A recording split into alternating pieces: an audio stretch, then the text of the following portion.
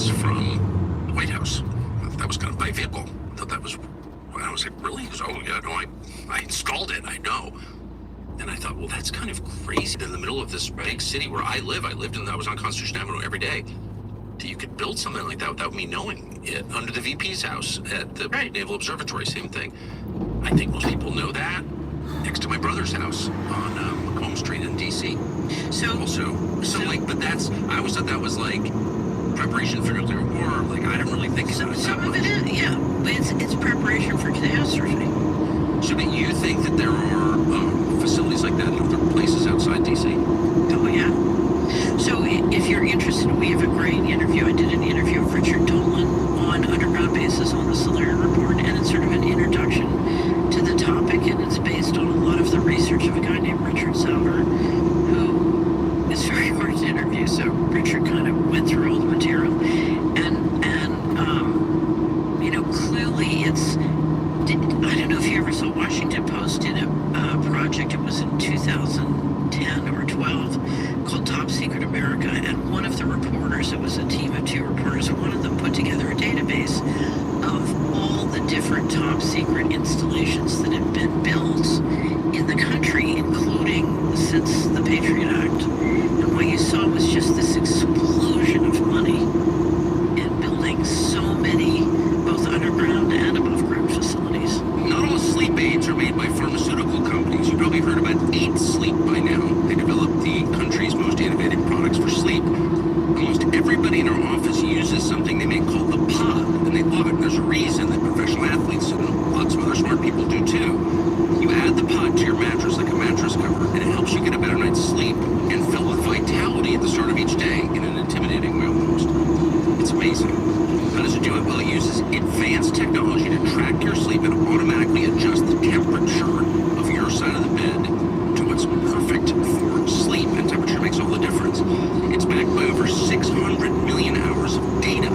They've also used those insights to create their new product, Sleep Elixir, to help you get quiet before you go to bed, fall asleep faster, and stay knocked out longer. No grogginess, no weird side effects, just better deep sleep. So if you're ready to take sleep and recovery to the next level, go to 8sleep.com/Tucker to get $350 off your pod for ultra full refund for 30 days. If you don't love it, it works. Just as a theological matter, I hate to say this, but I think it's true. If you're building a lot underground, you're on the wrong side. I don't think that's a good sign. So I'll tell you very quickly. Right? I mean, let's just the obvious first. That's not good. So I'll tell you a very funny story. After I left the administration, after I left the Bush administration, I went on the board of Sallie Mae. And I'm on the board of Sallie Mae, and after one of the first meetings, there's a wonderful stuff. You've been talking about underground bases and colonizing space, and you clearly seem totally sane, but I'm sure some people are like, well, she's obviously crazy. I should have said at the stage at the beginning with your biography, like, you're as mainstream, you're on the board of Sallie Mae. Sallie Mae, you're a partner at Dillon Read. It's like, right, you're not just like on the internet.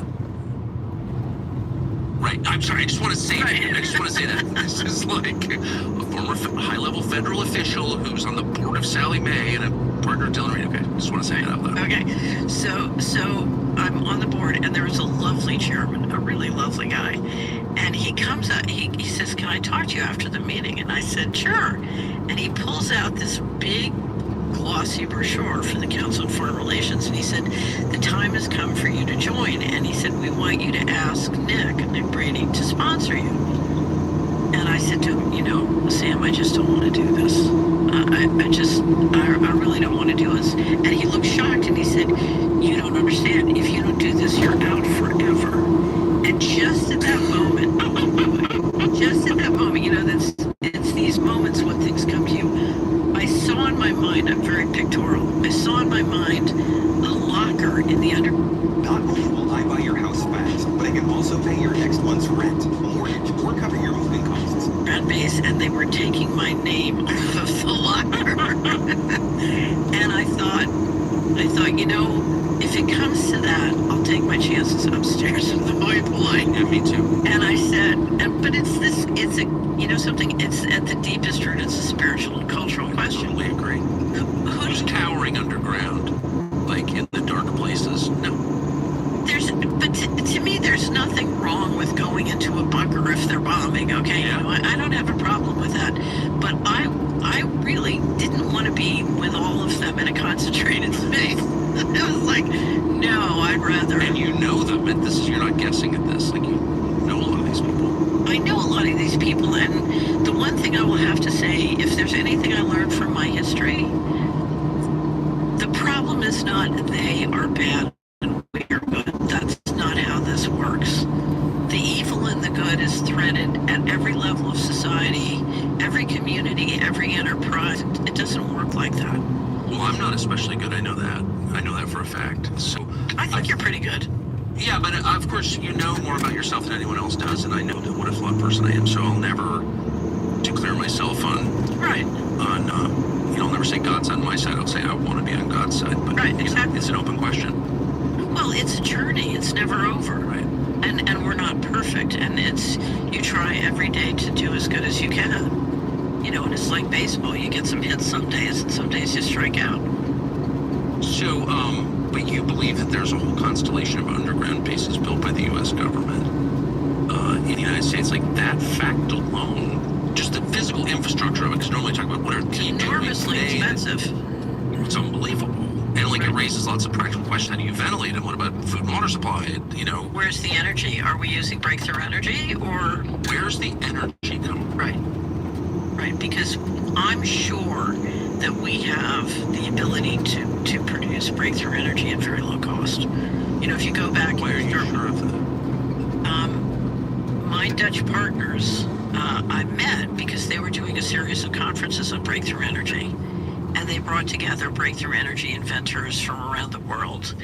And you can see all the videos up on the internet, and really went through the history from Tesla on of different inventors who have discovered and claimed different innovations with breakthrough energy. And I'm convinced that this energy exists. And I'm also convinced if you look at a lot of the really fast ships, flying around the planet, that they're not using classical electricity. Using. Right. So, they're not running a diesel. Right, exactly. So. Yeah, so we know that I'm sorry I get so caught up in the details, but we know that there are quite a number of large underground bases in the United States. We can state that as fact. Right. And then the question becomes, of course, like if they're connected to the power grid, if they're pulling off just a conventional natural gas electricity generation station, you could know that and measure it, but you think they have independent energy sources. Of course they do. So one of the questions I have that I think is really important is when you look at breakthrough energy, if you are running the planet, so I have this nickname for the committee at the top, Mr. Global.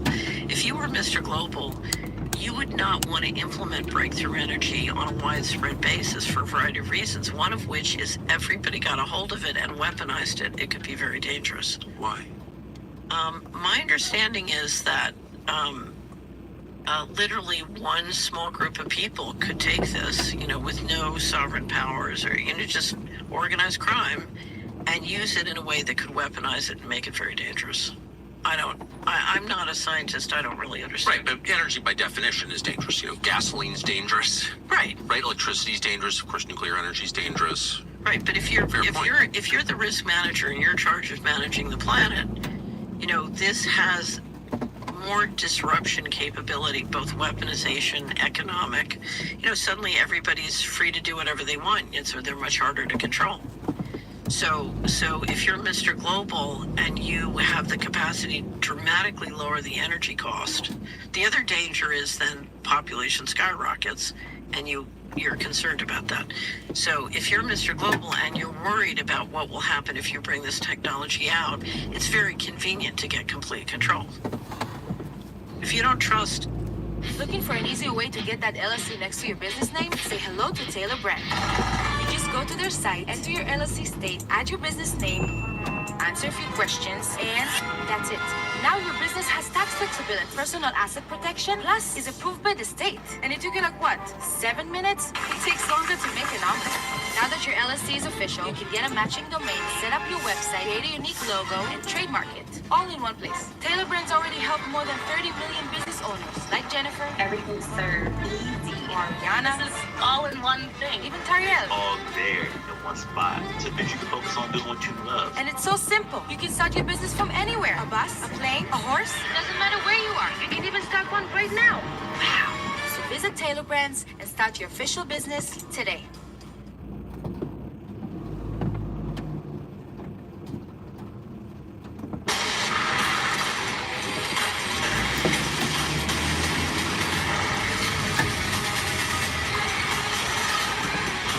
Built without limits. Dynapro. Hankook Tire. The population to be environmentally responsible or politically responsible, then complete control. So we have a good mutual friend who's been bothering me for years to interview you. You've got to interview her. I'm so Why? glad. Well, just because he said this is like the best informed, smartest, most reasonable, mainstream, sane person I know of you. He said this, and I was like, yeah, okay. Anyway, and we're just really glad we did this interview because Oh, you're blowing my mind up and down. So how convinced are you that breakthrough energy, alternate forms of energy, non-publicly disclosed forms of energy are in use by the US government? I think there's a very high chance that they're in some kind of use in a very controlled, secret way. Yeah. Well, there are tons of indications, and you've had Right. a number of people, like at the contractor level, like I'm a federal contractor, electrician, or a concrete guy or whatever, and I was working on this underground facility. There are a number of people who come forward to say this, and I saw what appeared to be some brand new form of energy I didn't understand. Right. Insane people too. Sean Ryan, who's a friend of mine, wonderful guy, honest man, who's a podcaster, did an interview with this guy who was just like a random blue collar guy. I Right. think he was a concrete guy, and he got a call for 1 million yards of concrete or whatever, and went to this underground facility, DOD facility, and saw clearly signs of some energy source that was, defied the laws of known physics. So there are a bunch of people who have said stuff like that. So I don't think it's So crazy. I have two businesses. One is the Solari Report. The other is Solari Screens. I do an investment screen.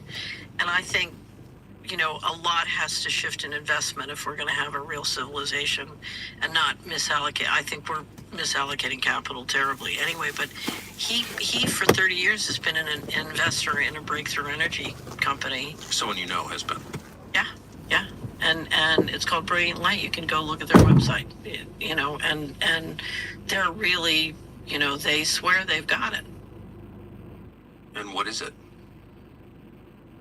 Don't ask me. Yeah.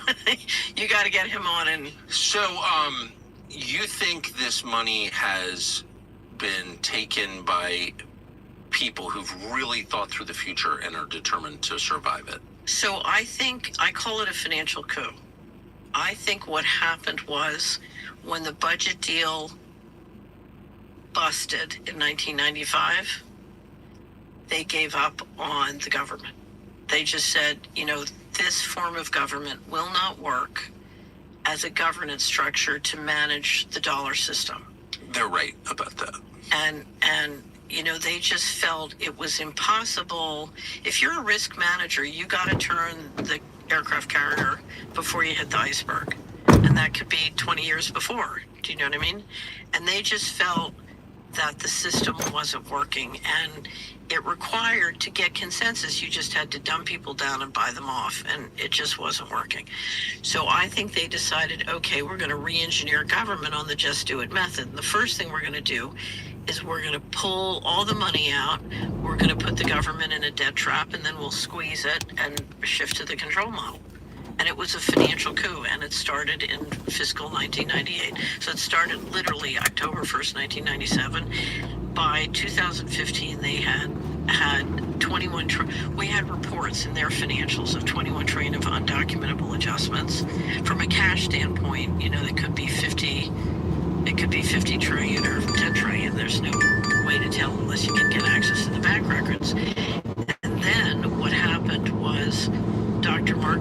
member of Michigan State University, and I published a study, sort of a survey we had done thanks to him and his students, that announced that we were up to the 21 trillion.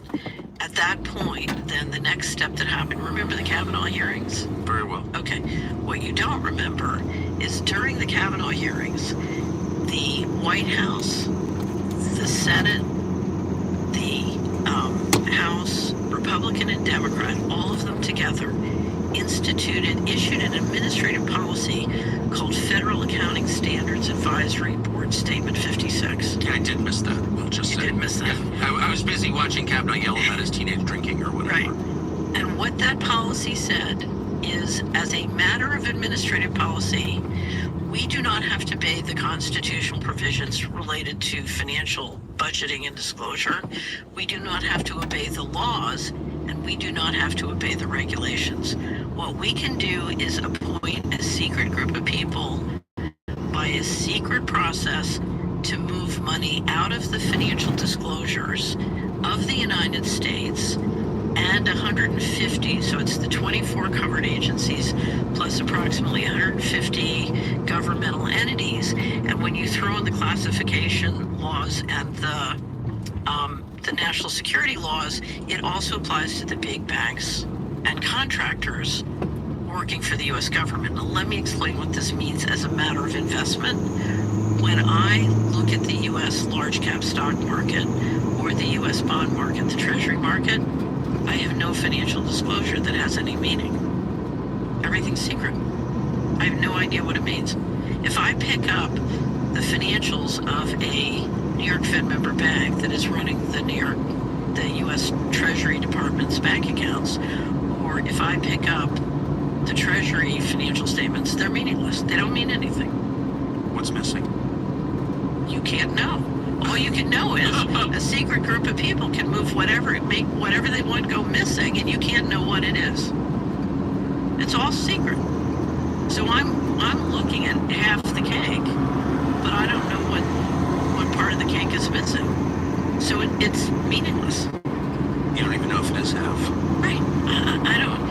It's, it has reached a level of absurdity where, but the absurd thing is, as a legal matter, to take the position that an administrative policy agreed upon by the uniparty can overrule the Constitution, can overrule the laws, and can overrule the regulations simply by...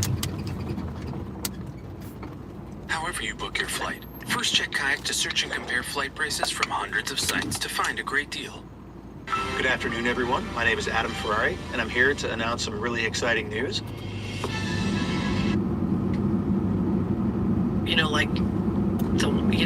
You wave the wand and suddenly magically law doesn't matter. I mean, now you're talking, and you also saw this in the financial crisis.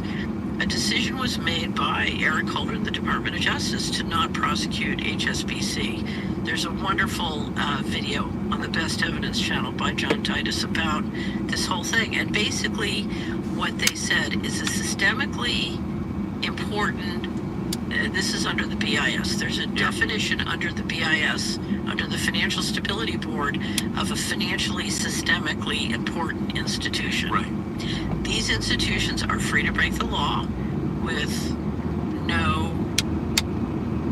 they're free to break the law. At most, all they have to do is kick back a piece of the profits to the Department of Justice. So it's like a formal kickback system. And what you're saying is that you're taking the sovereign immunity of the BIS and through the New York Fed, extending it to the banks that are running these operations. JP Morgan and the rest, Bank of America. Yeah. Right. So what you've done with the BIS, the IMF, the World Bank, the UN, you've created all these different organizations. And if you look at, we did like 40 in Latin America, you've created an international overlay of organizations that have various forms of sovereign immunity. Of course, the big one being the BIS. And so if they are free to break the law, I mean, if you look at the financial crisis, what you're saying is these companies can lose trillions of dollars, have it replaced by the taxpayer, and keep on going. So now is the point of the conversation where I have to ask the obvious question, which is, who are these people? name some of the people who you believe are making these decisions, whose decisions are effectively, as you just said, above the law, have effective immunity? Right. So that's the question, sort of, who is Mr. Global? Yeah. My experience is the bureaucracy that sort of runs things is the central banking bureaucracy. So we've described the BIS and the central Yes. bankers. So think of the planet as a house. So you have the house, then you have financing the house, that's the mortgage. Then you have the insurance, and if you don't have the insurance, then you have the equity in the house, right? And the insurance layer is very, very important to make sure that the equity is protected, right? Okay. So you got the real assets, you've got the banking system, you've got the insurance system, and then you've got the owners. So in my experience, if you go to the BIS and you look at the systemically important institutions and the members, that's the bureaucracy that runs the debt and the transaction system. So the transactions, because the whole thing depends on being able to swap and transact. The insurance group is very important for the reasons you just described, same as on your house. And then the question is, who are the real owners? And that's the mystery. And I've spent my whole life trying to figure out who are the real owners. And basically, from what experience I've had, if you know their name, they're not one of the important owners. Do you know what I mean? It's intergenerational pools of capital. Now, here's what's interesting. One of the most powerful pools of intergenerational capital that I've ever dealt with is the Harvard Endowment. And if you look at the squabble going on over who controls the Harvard Endowment right now, it's a very interesting squabble. Can you summarize it? Well, you have the Trump administration and the Department of Justice now in a lawsuit with Harvard over who has what powers over Harvard's policies. But I think the big fight is not an asymmetrical warfare. The fight is never what the fight's really about. The real fight is about who controls so Harvard Corporation. The university is only a portion of the Harvard Corporation. The Harvard Corporation runs the university and it runs the endowment. Okay, and the Harvard Corporation, in my experience, is one of the most important investment syndicates in the world. And because they have a tax exemption, they don't have to pay taxes. They spin off, I think the last time I looked, I don't know what it is currently, but they spin off about 4% a year for the university, which is a lot cheaper than paying taxes, and it's a great investment because the university provides all sorts of intellectual and human capital to the investment syndicate.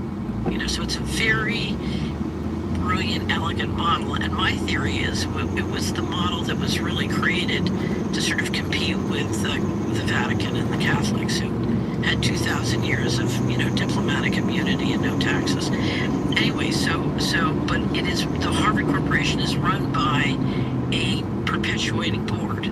So the board members, if a board member leaves, they pick a new board member. So it's a self-perpetuating board. And my guess is behind the scenes, if there's a fight, one of the fight is who gets on that board, because then you control a $50 billion plus endowment. And a $50 billion plus endowment, which now has a 39% private equity portfolio. And these are, I said on Money and Markets, which is our weekly show, I said the other week, if this is a monopoly board, that would be Park Place.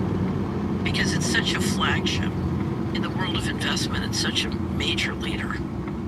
What would happen if the Congress decided in the new tax bill to tax university endowments?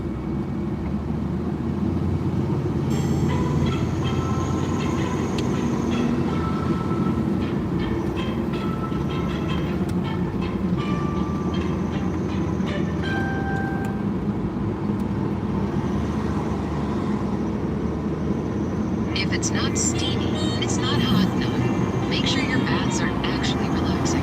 Call us today. We'll get that water heater temperature perfected for you. Which they should do.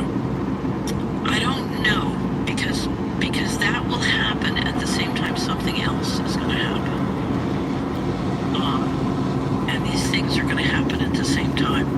The thing that's going to rock the universities is if you look at how much money it costs you as a father to put one child through college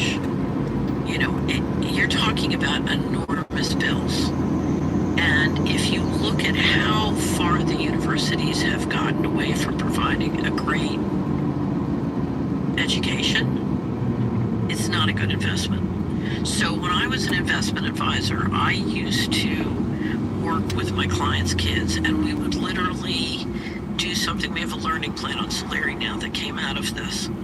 I would literally make them price time and money for each course they took, by course.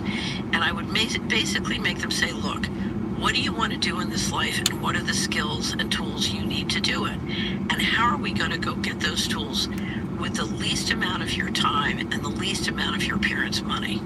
How are we going to really, and we would come up with these wild education plans where they would go to San Francisco for this audio video course, and then they would be next year in Budapest studying at the university, because you want kids to learn about the world, and you want them to be, not provincial, stuck in. Want them to be educated. Yeah, you want them to be educated. Anyway, but we would come up with these very creative things, and what you discover is, in a world of YouTube University and access to extraordinary, resources all around the world to get a great education, the universities in the United States have gotten unbelievably bloated and unbelievably off track. I think everyone senses that. Right, and they're a terrible. If you're a loving parent, they're a terrible investment. You love your children. You want your children to be successful. If I want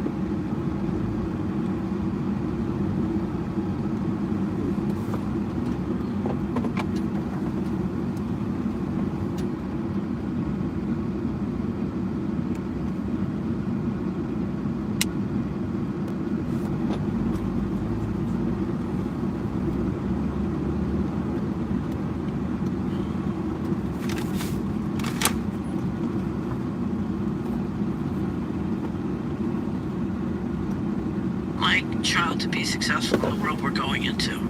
You know, whether it turns into a control grid or the control grid, as I believe, will fail, you know, you want them to have an outstanding education.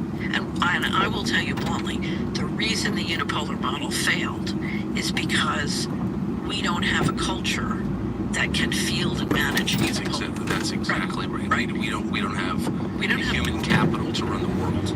We don't have the human capital, but we're teaching our human capital to adopt a culture that cannot succeed. Exactly right. Right. Right. So if you're going to run the world, you need Eaton and Sandhurst to provide an administrative class that's tough, clear thinking, has a That's well-defined mission, I don't start with that. self-sacrificing. You need Christianity. Well, well, both of those, you know, certainly Eton was a Christian school. Right.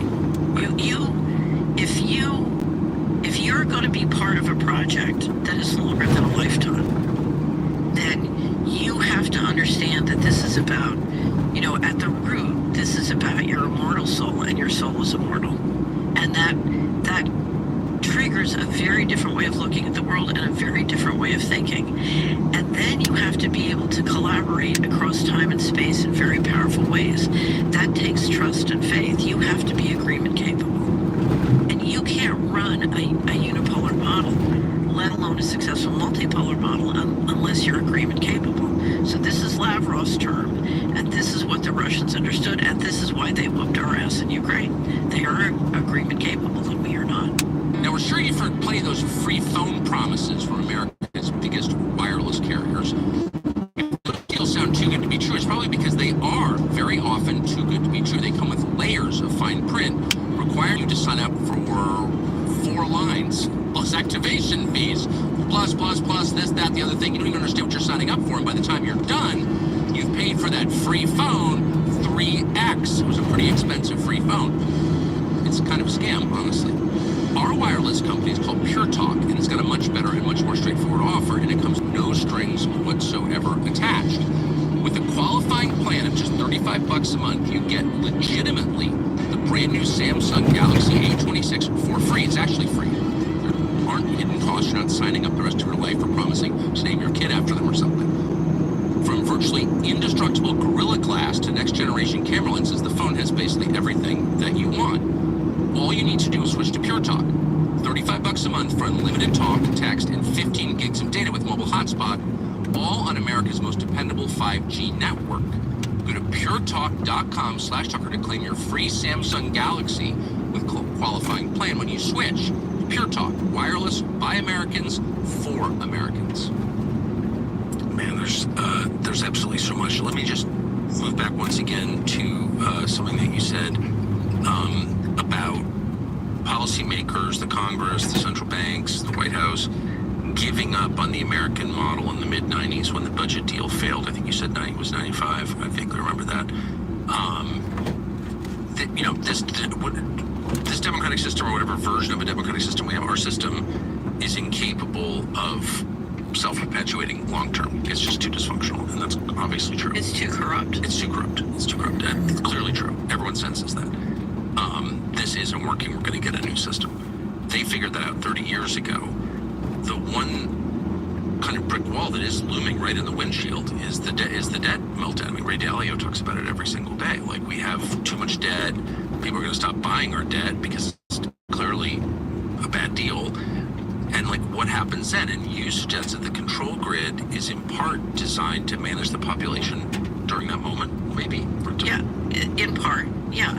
So if you want to move people to a much lower economic footprint, let alone do it on a shocking basis, having complete control is obviously very Okay, convenient. so the bottom line is everybody's about to get a lot poorer. Not everybody, but the majority's about to get a lot poorer. Depends on how they do that. If you bring out breakthrough energy, you can soften the blow. There are many things you can do to soften the blow. It doesn't have to be like Russia in 90 and 91. That's exactly. It doesn't have to be. Can they do it that way? Yes. So it comes down to who governs and do they want to do it.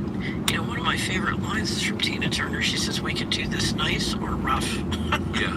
And we could do it nice and we could do it rough. There are ways of doing the control grid nice and we can do it rough. And what are they planning? I don't know. To a certain extent, remember, the way, in my experience, the way they govern is they have targets and goals, and then, you know, you sort of make it up as you go, and sometimes it works. It's very fluid. So I wonder if the AI, if the data center boom, which really is the only sort of crackling, sparkling piece of the real estate market right now, I think it's building data centers development market. Just call them control grids. Control. I mean, look, They're control nodes. I'm totally opposed to it, but massive bets, economic bets on the success of AI, right? And the missing piece is energy, and how do you power all that? And we're already, as you pointed out in an analysis I read, You have to bring out the breakthrough energy. that's what I'm saying. Right. So like either they're going to build it on coal deposits in Wyoming, or which is going to be kind of hard because they're going to have to say all that climate stuff we've been yelling at you about for 30 years is total bullshit. Now we're burning coal. I don't know if they Well, there can. was just an article in Bloomberg that Texas needs 30 new nuclear plants, and the Chinese are building enormous numbers of nuclear plants. Yeah, and there are risks in nuclear. I mean, I'm a right winger and I've always defended nuclear, but let's be totally honest. Like, it's not risk free, big time. Well, here's the thing: how do you govern and manage nuclear plants with leadership that's not agreement capable? Completely, and also like in a country that's not turning out enough people in the heart, not enough engineers, right? So no, there are huge problems with that, and but that's like that question is being forced on policymakers. Like, what do you do about energy? What do you do about energy? What do you do about wind and solar? Like, we're going to be laughing about that in 5 years because it's just silly. Well, one of the things you could do about energy is depopulate. Right. And I know for a fact, I'm not guessing at this, that there are people running countries around.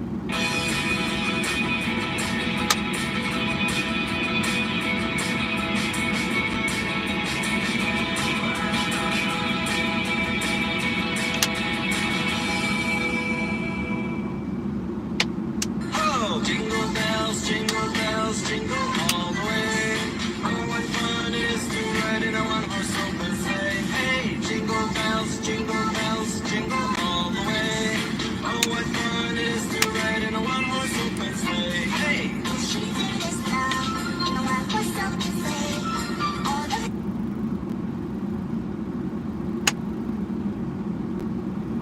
The world who've thought about, like, what does AI mean for my population, means I've got too many people. So this is something, I know this for a fact, I'm not guessing, that leaders of countries are talking about between each other. Like, I know that. And I'm not saying they're committing genocide or whatever, but they know that they're about to. They're just looking at hard statistics. They are, that's exactly right.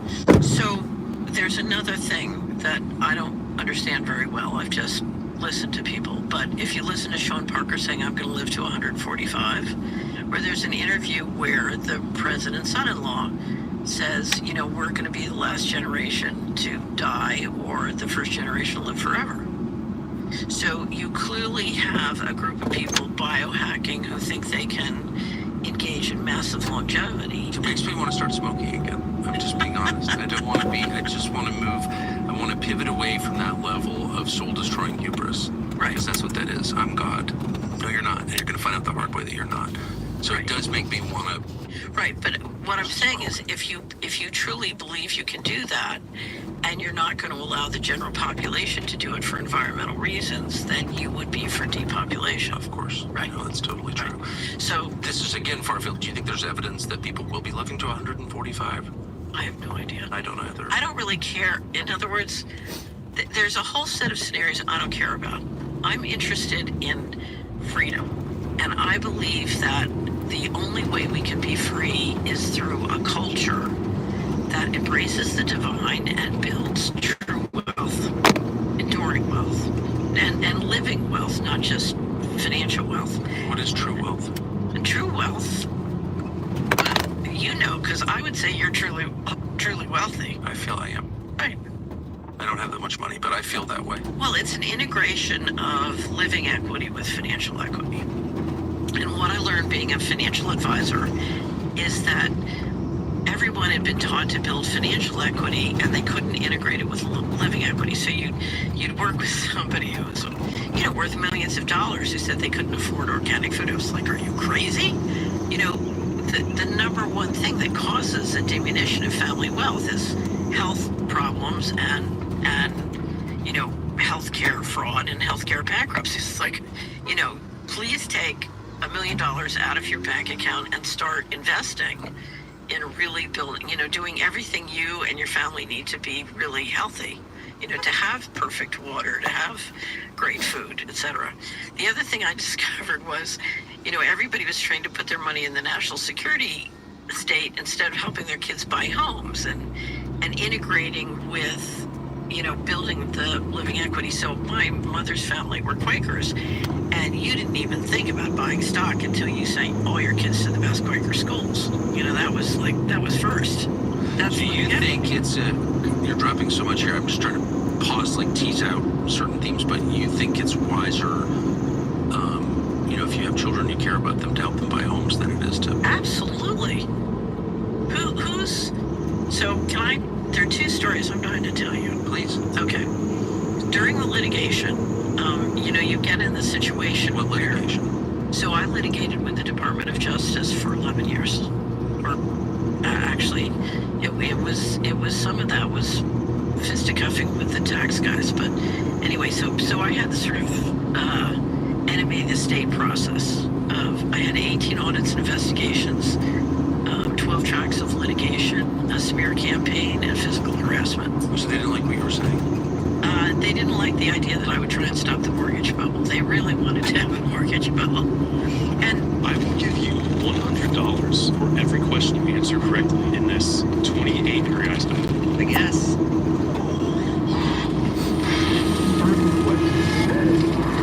How many subscriptions are you paying for? 3. I got Peacock and Fubo and Paramount Plus. Let's download Rocket Money and see if you're right. Oh, you're actually paying for 15 subscriptions, and that's costing you $269 a month. What?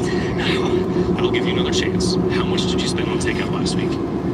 Like $60. And wrong. It was actually $340. The app is telling you all this? Yeah, it shows you all your upcoming expenses in one place, including subscriptions you forgot about. And if you see a subscription you no longer want, you can cancel it right from the app. It also helps you create a budget so you don't overspend. And it can even negotiate your bills for you. That's great. Can I get out now?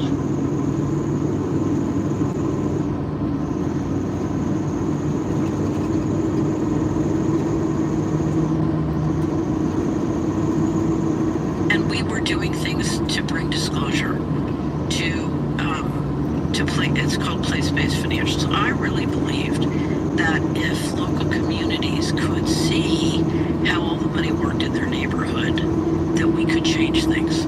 So, for example, I would constantly, when I was at the Department of Housing and Urban Development, I would find neighborhoods where we were spending $250,000 per unit to build public housing, and $50,000 would buy and rehab a foreclosed property in the FHA inventory. And so literally, if you could just within a 4 or 10 block area, take that $250,000 and spend it in the way that was the most efficient in that place, you could get 4 or 5 homes for the price of one. And it was really amazing. When I took those numbers, we did all sorts of due diligence. This is when I was a contractor, to the woman who worked for the guy who ran the $250,000 program. And I showed it to her and I said, look, we could, New Orleans, Chicago, LA, we could get 4 or 5 homes for the price of one. She turned bright red and she said, but how would we generate fees for our friends? Exactly. Right.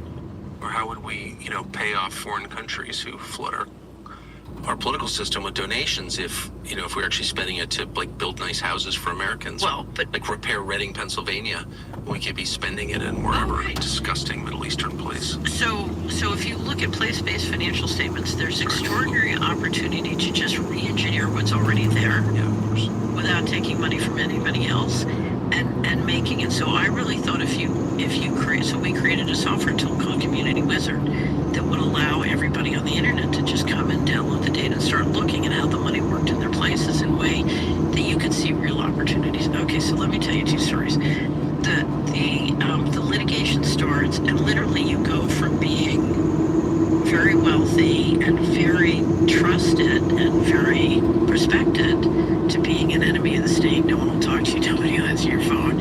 And suddenly all your income stops. Your credit stops. You're just frozen. And by yours, you mean yours? Yeah. So anyway, so you have the assets that you have. Luckily, they never turned off my bank account, so I was lucky that way. But one of the things that happened was they started. I'd had a farm in New Hampshire, and I sold my share to my uncle, and a wonderful and very wealthy uncle who was like the patriarch. And he bought and I warned him, if you buy this, they may come after you too.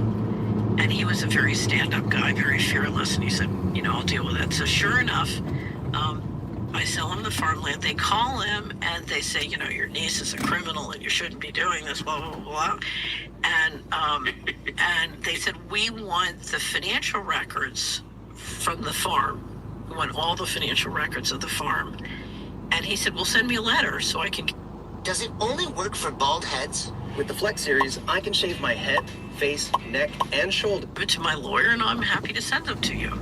So they, and this is the summer farm where all the family goes. Anyway, so instead of sending him a letter, they show up at his house in Portsmouth, New Hampshire at 9 p.m. at night, 3 FBI guys and a HUD IG guy with a subpoena. And it was designed to scare him. So the family had a big powwow. Should they drop me because they don't want to be targeted? And he said, well,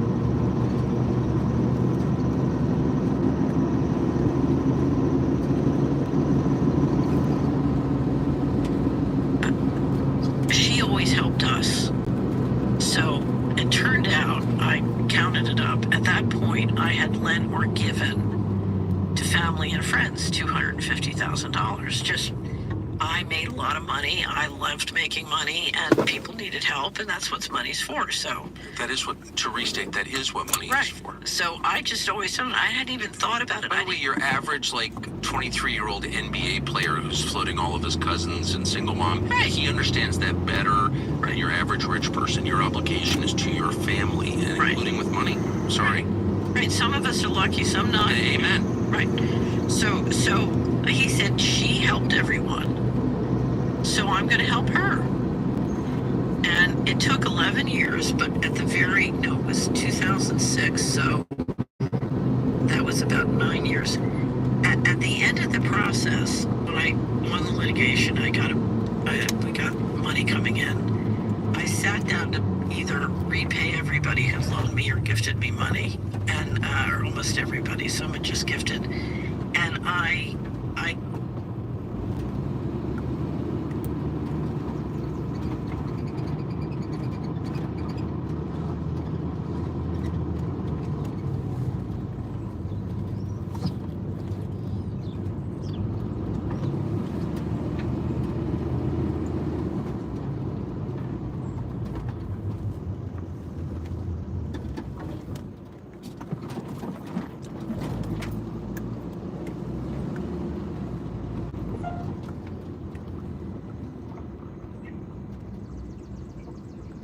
Missy, hello. Hello.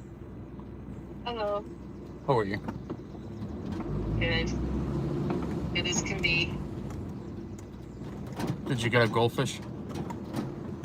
I told you I have goldfish. Get another one. And call it... What was your dog's name? Rufus. Get a goldfish and call it Rufus. Okay. I'm here too. Casey, hello. Are you still going, like, from yesterday? Yes. Mar counted it up, and what I realized is I had come into the litigation. Oh my goodness. Back hurts.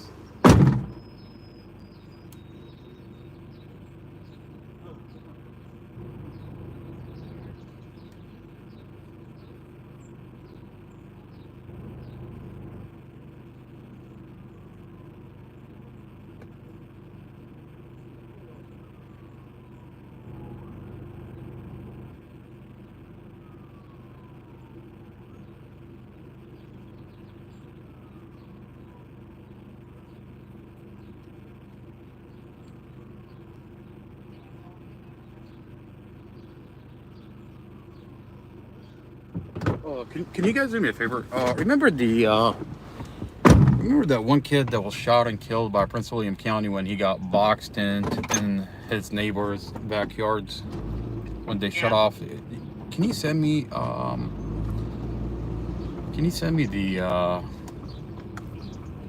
YouTube when the news covered it?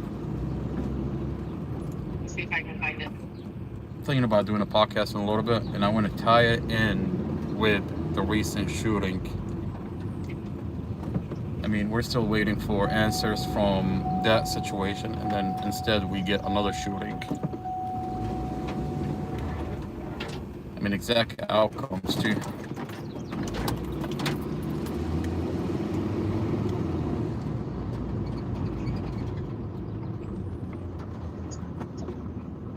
Julia, hello.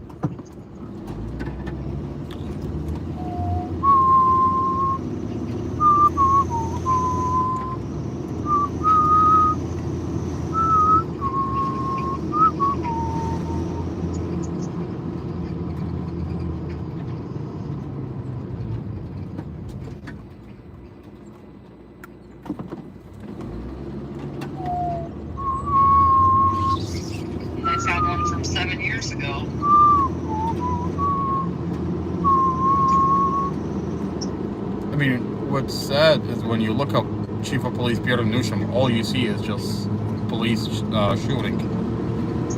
Police shot and killed. Police shot and killed. That's all you see. I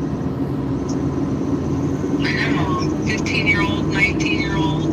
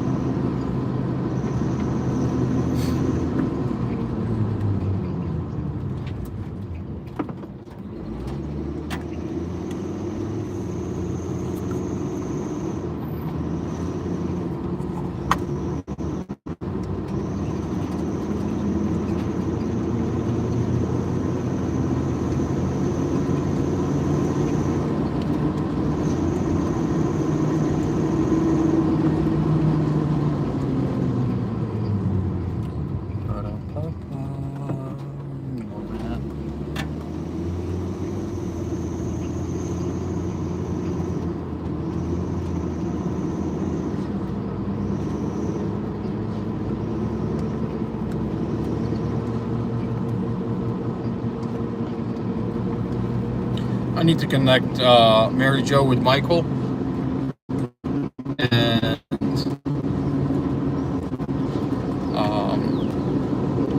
bring him over to do a podcast.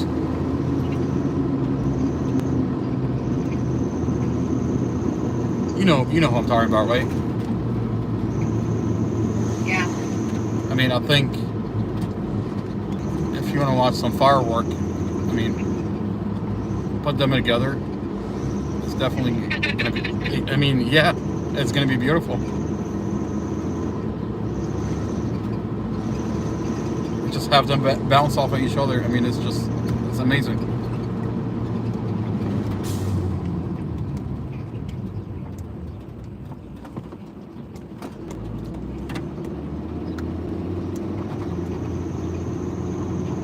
I mean, what I was gonna do, I was gonna have Don and Dre, but I mean, Don is just fell out. You know what I mean? Yeah. And just have them like bounce off of each other. That would have been a great podcast. Her telling him about emojis, him telling her about. I mean, that would be. You can't ask for. Huh? Prince William County Police lip sync. I mean, you can't ask for a better co-host. Oh my god. And then throw you in the mix.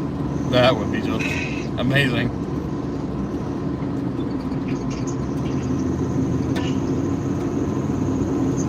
Mark, didn't I send you that press conference before? From Arizona Facebook? I think I sent it to you, right? No, I sent it to you. I think, yeah. For it one time. I think you sent it to me. Yeah, it was on Facebook. I think I remember posting it at one point. But that was a long time ago. I'm not finding it on YouTube. Yeah. It's not on our page, right? Wait, ready for me? No.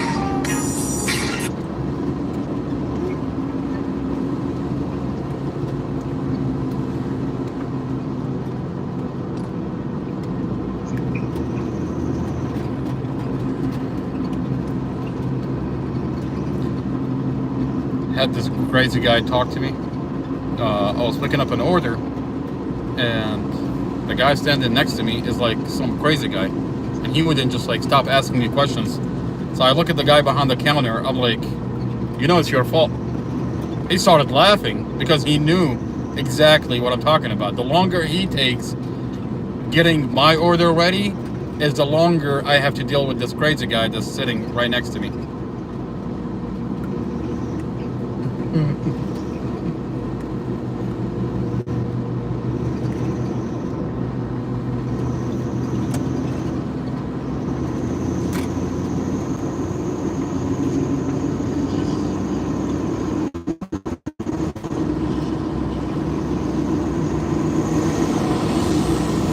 ended up giving the podcast to the guy behind the counter. I just hope the crazy guy didn't pick it up because I think he's going to be added to the group chat.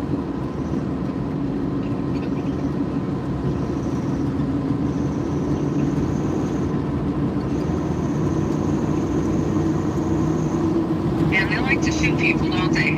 Huh? They like to shoot people. There's a bunch of them on here. Well, apparently if you got a Commonwealth attorney that's going to see lots of body cams, why not?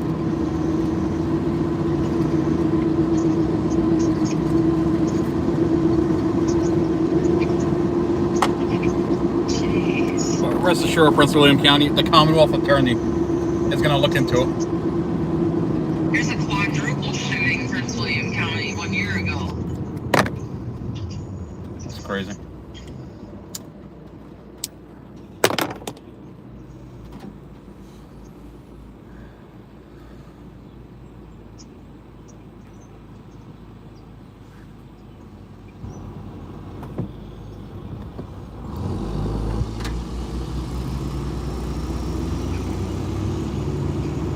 I think if you just type, I don't know. I mean, he was boxed into his neighbor's backyard. Yeah, I referred it to that. I didn't. Maybe it's not on YouTube and it's on Facebook. No, it was covered by the major media outlets like Fox News, NBC4. They all covered That's it. really weird. I keep looking.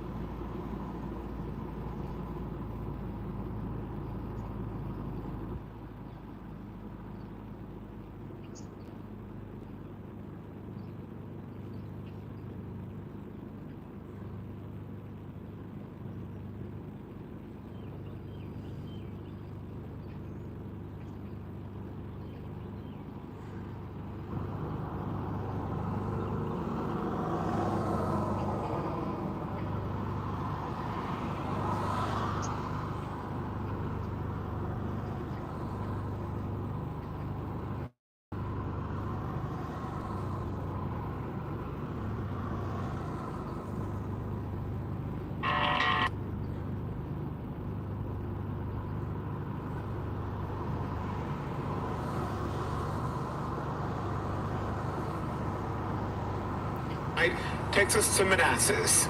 Tonight, a woman charged with shooting and killing her estranged husband. Fox 5 is hearing from a Manassas mother.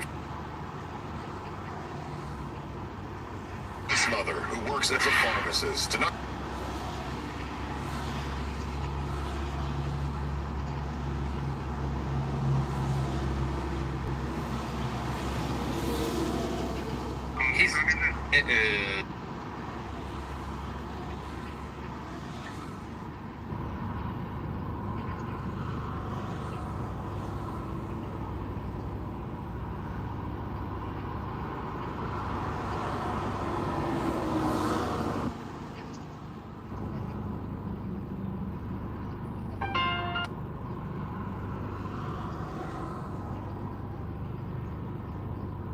Julia put it in the chat.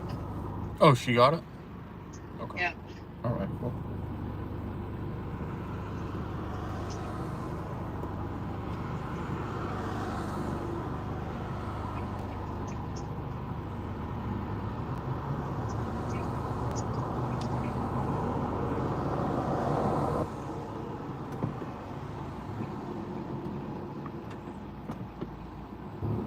ago, the police chief confirmed one of his officers fired his gun after the man pointed a gun at them.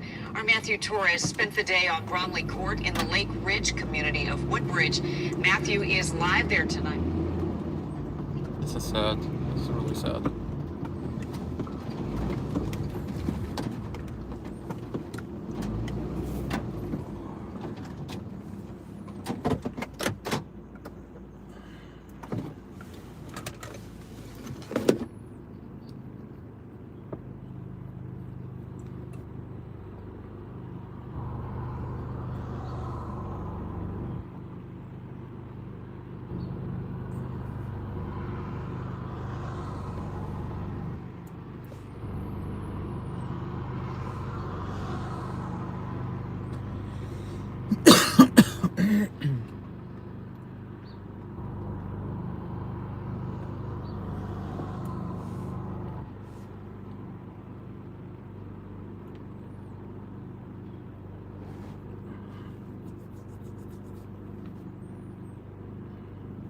I just found out tonight if you fly anywhere, it doesn't matter if it's state to state, you have to get a real ID from DMV. Yeah, that's bullshit. On May 7th.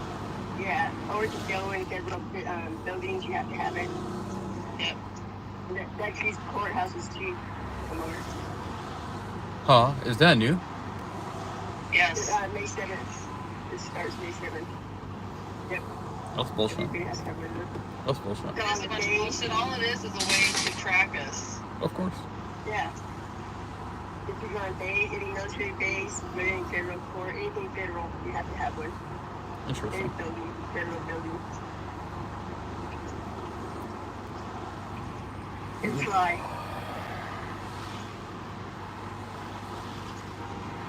Yeah, they're making it kind of hard. I mean, I don't have the paperwork it takes to even get it. you need your birth certificate or passport and what's this thing? And you have to have like three pieces of mail.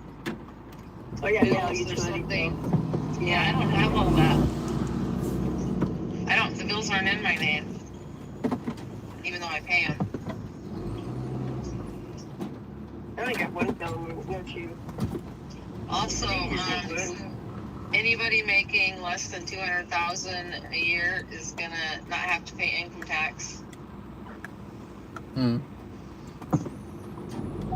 That's interesting. That's very interesting. Yeah, everybody always saying, I need to tax the rich, and that's not what he's gonna do. He's gonna tax us. No. He wants to be done with the income tax. He thinks it's a bunch of shit.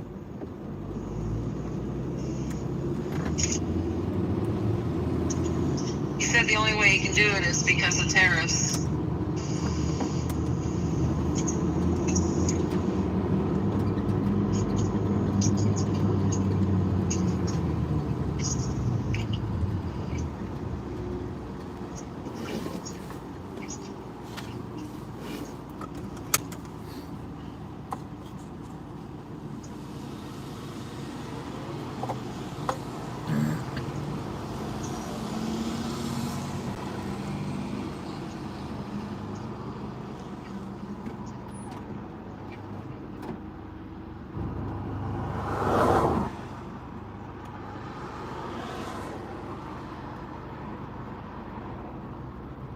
You like the Pam Bondi impressions? You're killing me.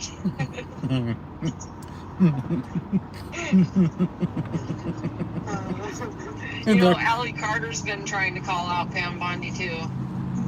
Crazy. What is she? Wait, who? Allie Carter. Hang on.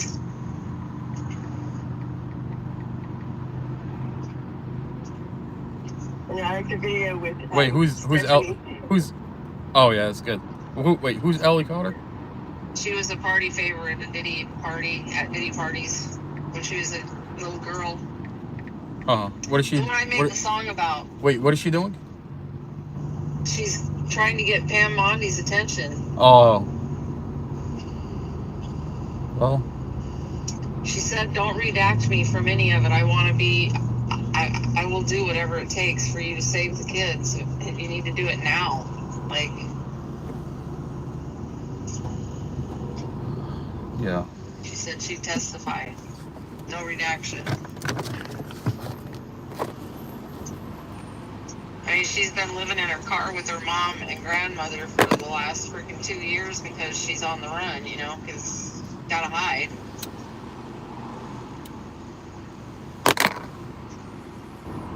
That's interesting.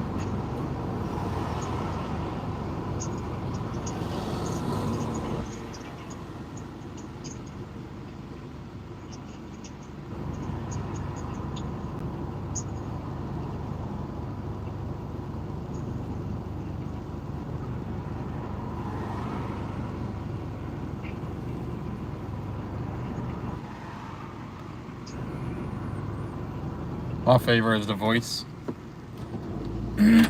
It's like hitting the nail right on the head. I mean, she always sounds like that. She always comes. She has a specific, unique voice tone. Julia sent some other ones. Huh? Julia sent some other ones to the chat. Okay.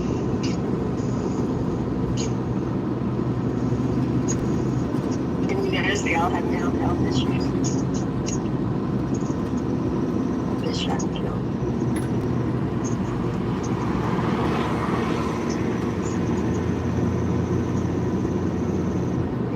Is this Prince William County?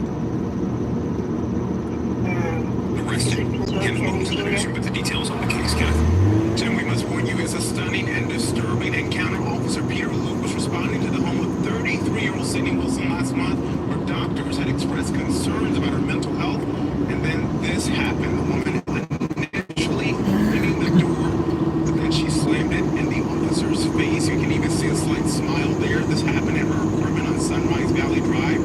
Then 10 minutes later, Wilson came out swinging armed with a knife.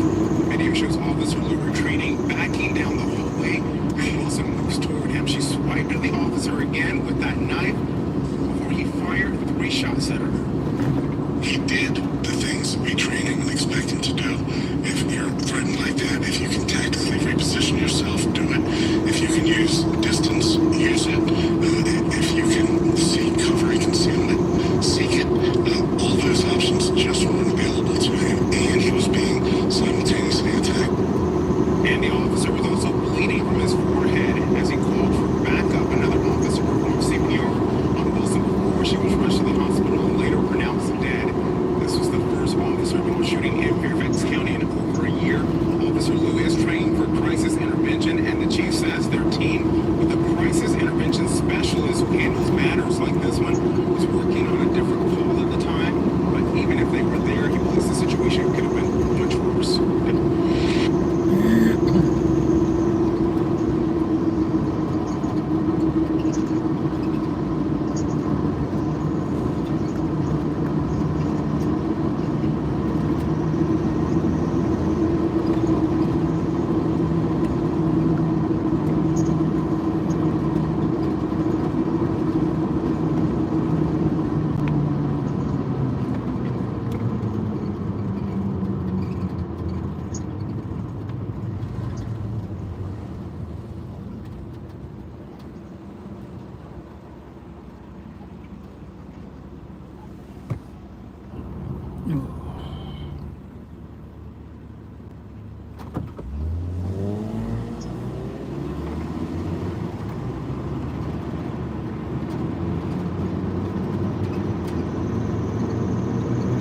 Missy, you know what writing an outline is? It's been a while, but I want everybody to work on an outline for the podcast. Get together, come up with an outline, and every day we'll come out and talk. You know what I mean? You guys create the outline. Does that make sense?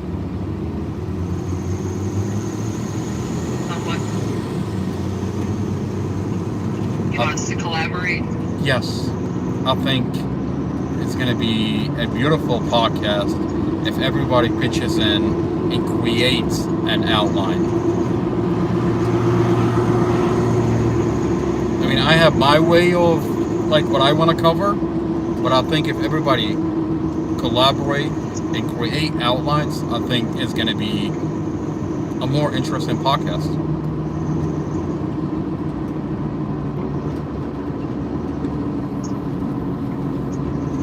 I'm gonna apply for a press pass. I think they're like $100, and work on turning this into a local newspaper. Like the podcast is gonna turn into a local newspaper. Later we'll come up with the website, blah blah blah. You know what I mean? Like the whole 9 yards.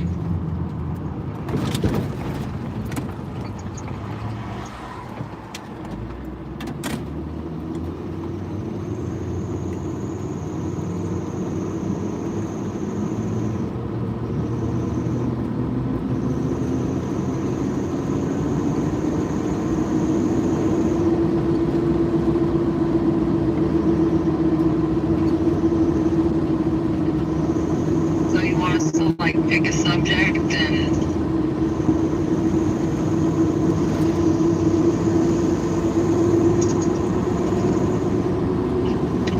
one of your subjects? Huh? One of your victims? Huh? Pick one of your victims?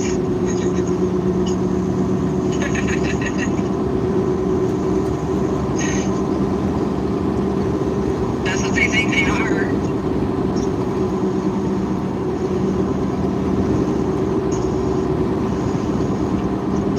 I mean, if they have nothing to hide, they shouldn't be scared of me covering, talking about them. If they had nothing to hide, this would have been done with. They just keep pushing it out. Because they got a lot to hide. Amy Ashworth has nothing to hide, then she should have no problem of talking about her.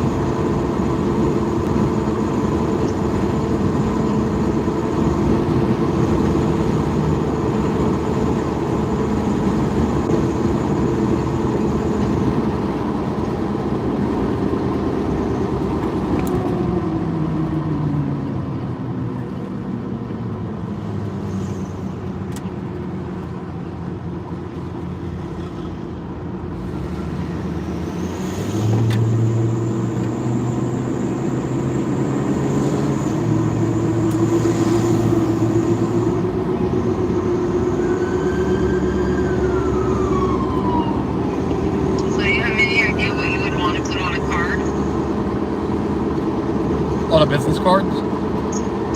Yeah, yeah, for, well, whatever, just to get the word out about Mustafa. I want to do, I want to put Not Another Boring Podcast. my logo, my profile picture, my face with Not Another Boring Podcast, YouTube, sponsored by Quantico Mobile Mechanic, and put my phone number.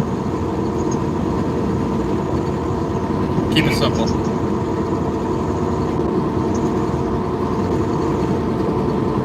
I'm gonna look into that. Love you, Missy. Love you too, and you need to get some rest. I'm going back to the area. I'm going back to around the house. I'm like 2 towns over. I don't know how it just happened. You end up in a different state. I hope not.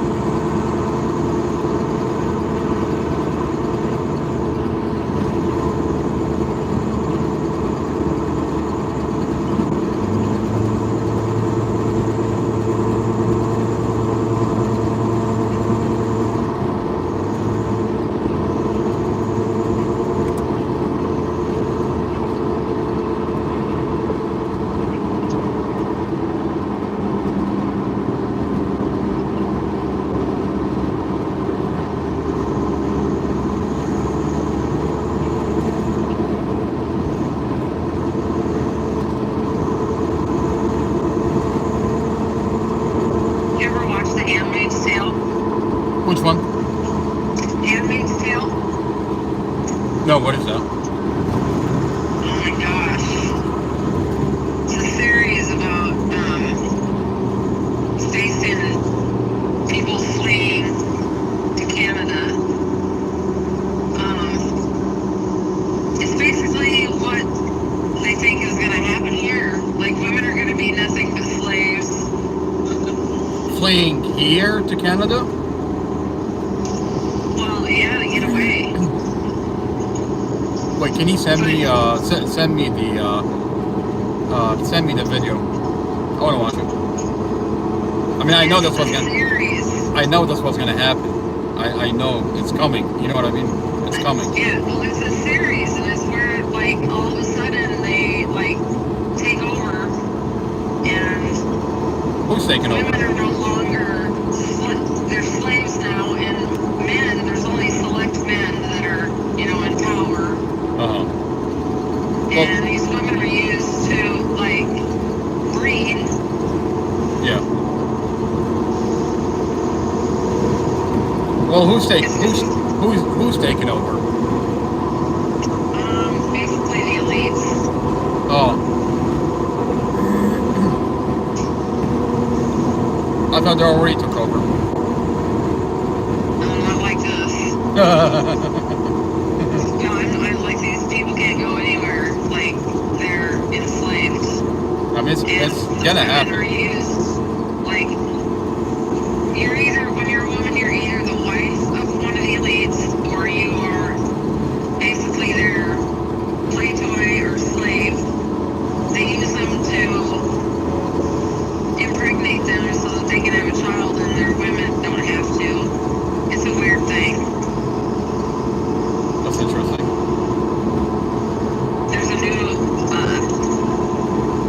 There's new shows out now. Yeah, these are my favorite shows, by the way. like the apocalypse, zombies, apocalyptic shows. The women all have to wear red dresses, like red things. They're not allowed to talk to men. Interesting.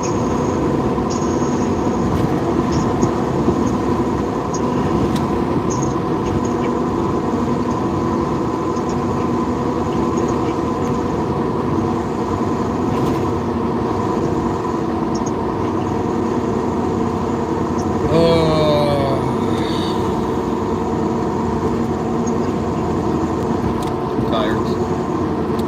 I am tired.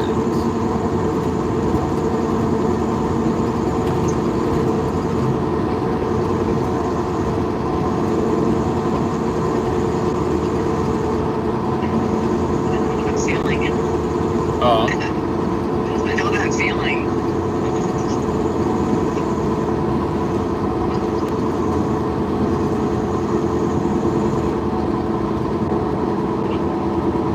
I have to work every day this week.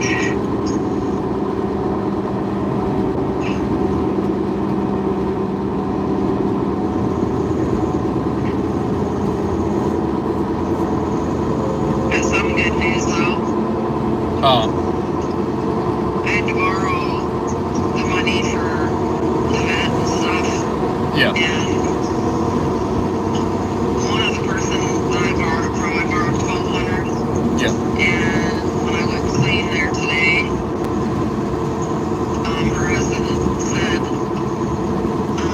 "You're still gonna house sit for us for 4 days, right, in June?" And I said, "Yeah." And he said, "About the pay?" And I said, "No, you guys just keep that because I owe you money." And he said, "Well, I wanted to let you know that we're gonna give you $1,200 for that, so it's just gonna be taken care of." Oh well, that's beautiful.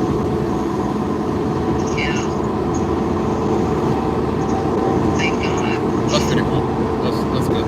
That's really good. Took a load off, I'm telling you. Know the feeling.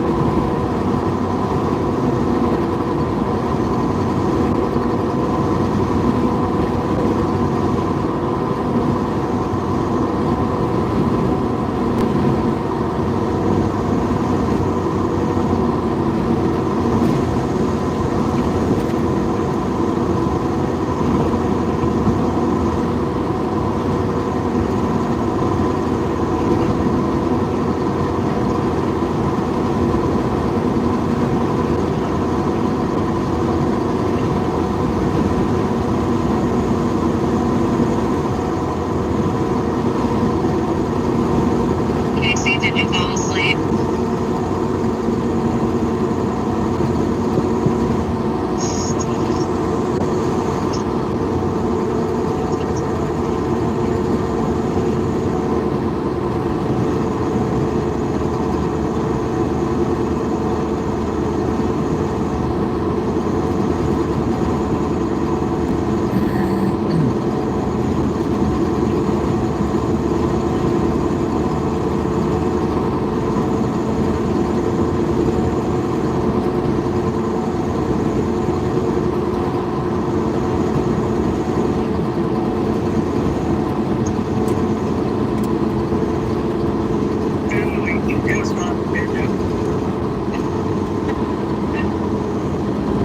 That's what you said about private investigator.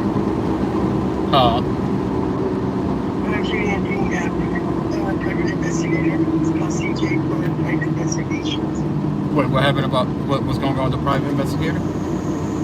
My brother, looking for this, it says, the mission is to advocate for rightfully convicted person worldwide. And I'll send it to you.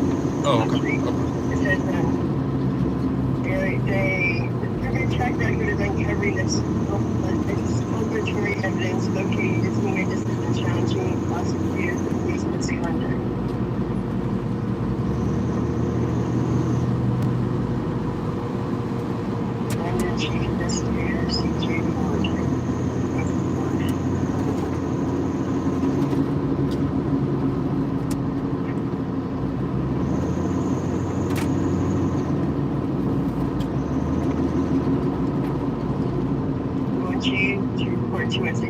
situation involves the inmate that you're involved with, change your agency.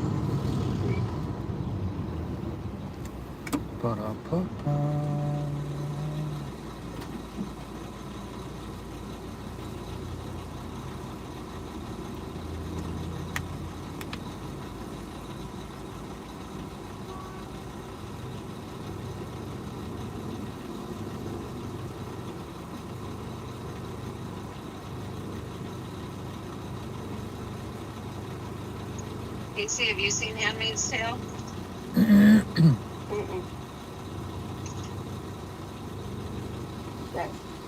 I've seen A series. I've seen like 5 minutes of it, and I couldn't get into it because I didn't know what they were talking about.